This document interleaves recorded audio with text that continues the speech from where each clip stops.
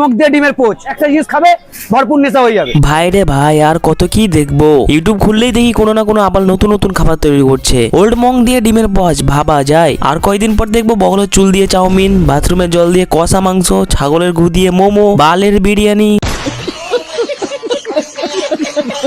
আমি শুভ নতুন একটা জিনিস তৈরি করছি, 2028 আসবে লঞ্চ করার জন্য, ঠিক আছে? এটা কি তোমরা কেউ চেনো? হ্যাঁ আমরা জানি, ওইটা তোমার দাদুর ভাড়া, বোকা চোদা।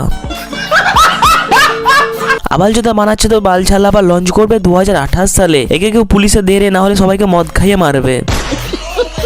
আর এই ফুড ব্লগার গুলো সেই এক বোকা চোদা, রাস্তায় খাবারের দোকান দেখলেই ক্যামেরা অন করে আবলামি করতে শুরু করে। এইসব বালছালদেরকে এই গান্ডগুলো ভাইরাল করে। এদেরকে যদি গু দিয়ে ডিমের পাঁচ বানিয়ে দাও, এরা সেটাকেও খেয়ে নেবে আর বলবে